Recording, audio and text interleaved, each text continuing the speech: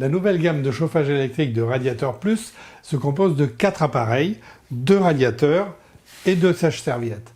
Alors, et bien évidemment, selon les modèles, on va avoir des puissances différentes qui peuvent varier de 700 à 1800 watts pour les radiateurs et de 500 à 1000 watts pour les sèche-serviettes, sachant que les sèche-serviettes peuvent aussi être équipés d'un booster, c'est-à-dire d'une soufflerie de 1000 watts.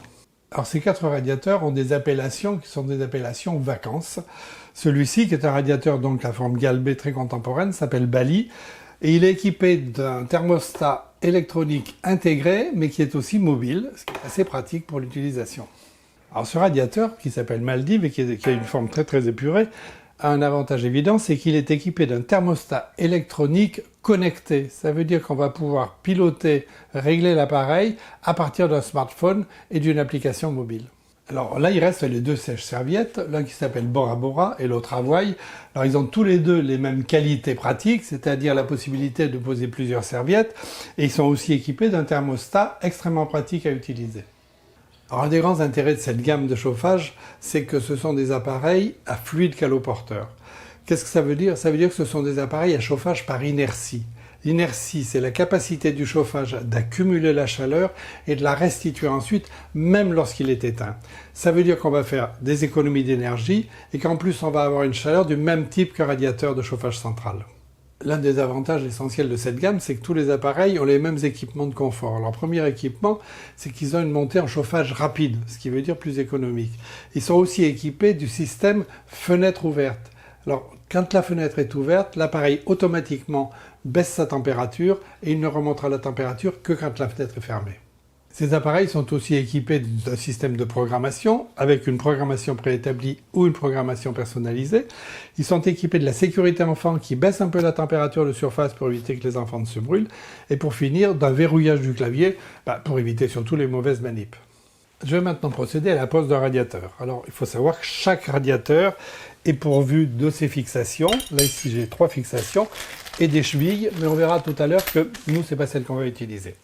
Un radiateur doit être posé avec un certain nombre de règles très précises. Il doit être à au moins 15 cm au-dessus du sol et à au moins 50 cm d'un obstacle, d'un mur en particulier. Là, c'est pas le cas, il n'y a pas de problème. On va maintenant pouvoir tracer l'emplacement du radiateur. Alors, l'appareil va être fixé par 2 pattes en haut.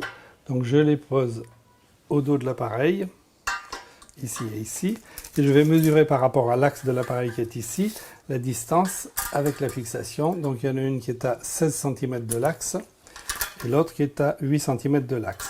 Je mesure maintenant la hauteur de la fixation, donc à partir de là jusqu'au bas du radiateur. J'ai 49 cm, et là je rajoute 15, c'est la hauteur obligatoire au-dessus du sol, donc ça me fait 64 cm. Alors je commence par déterminer l'axe de pose par rapport à la fenêtre, puisque je vais poser le radiateur sous la fenêtre. Donc j'ai 80, l'axe est ici à 40. Et ensuite la hauteur, j'ai dit 64 cm. Donc 64, c'est ici. Ce sera le bas des pattes.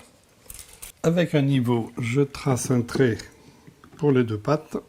Bien de niveau, la bulle bien au centre.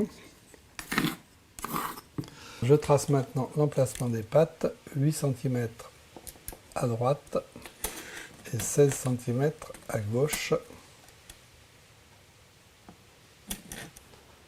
Comme je vous l'ai dit tout à l'heure, l'appareil est livré avec des chevilles, des fixations, mais c'est des chevilles qui sont pour les murs en maçonnerie, donc des murs durs. Comme ici, j'ai une cloison en plaque de plâtre, on va utiliser évidemment des chevilles spéciales pour plaques de plâtre. Je perce les 2 trous et je pose la cheville avec une pince, c'est plus facile. La cheville est expansée, ça tiendra.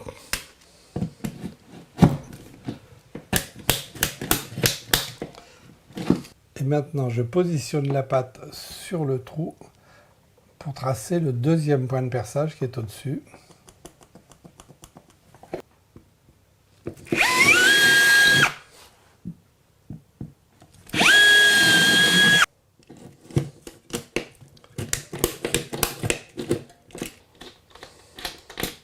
Et maintenant je peux visser les pattes.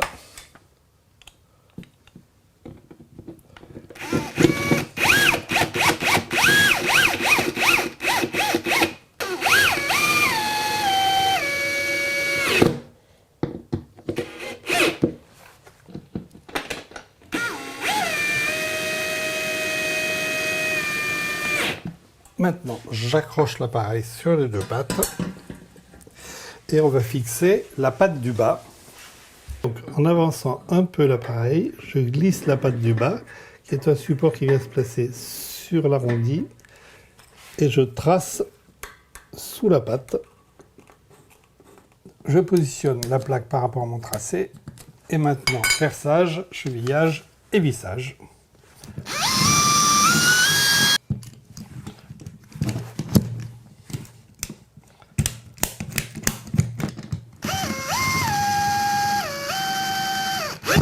Alors, l'appareil est donc alimenté par une ligne spécifique qui vient du tableau de répartition et qui est évidemment protégé par un disjoncteur différentiel. Donc j'ai mon fil de phase, mon fil de neutre et la terre. La terre ne sert pas en l'occurrence parce que l'appareil, lui, il est isolé. Alors l'appareil, lui, est équipé d'un câble avec 3 fils. Un fil marron qui correspond à la phase, fil rouge, un fil gris qui correspond au neutre, fil bleu, et un fil noir qui est le fil pilote. Alors deux cas, soit votre maison est équipée avec un système boîtier pilote et les fils pilotes arrivent dans les prises qui étaient prévues pour les radiateurs, soit c'est pas le cas ici. Donc le fil pilote de l'appareil, je l'isole en le mettant dans un petit connecteur pour qu'il ne risque pas d'avoir un contact impromptu. Et ensuite, je raccorde les fils bleu et rouge à la ligne, voilà. Alors c'est toujours dans un connecteur qu'on appelle aussi souvent un domino. Et tout ça va être caché dans la boîte par un couvercle cache-fil. Et il ne reste plus qu'à poser l'appareil sur ces supports. Alors, les supports du haut d'abord, et ensuite, on va mettre le support du bas. L'appareil est piloté par une télécommande qui peut être soit posée sur l'appareil, puisqu'il y a un système d'aimantation, soit fixée au mur sur un support mural. Alors, cette télécommande, elle permet évidemment d'allumer et d'éteindre l'appareil, mais elle permet aussi de choisir le mode de fonctionnement. Alors, on a plusieurs modes de fonctionnement. Donc j'ai un mode, c'est la petite maison, qui est le mode fil pilote, si votre maison est équipée d'un fil pilote. Sinon, je vais avoir le mode confort, qui est la température que vous avez choisie. Ici, on voit 20 degrés. Le mode nuit, qui baisse la température, qui fait donc des économies. Ensuite, on a un mode hors gel, bien évidemment. Et pour finir, on a un mode chrono, qui va tenir compte du programme, soit d'un programme préétabli, soit du programme que vous avez choisi.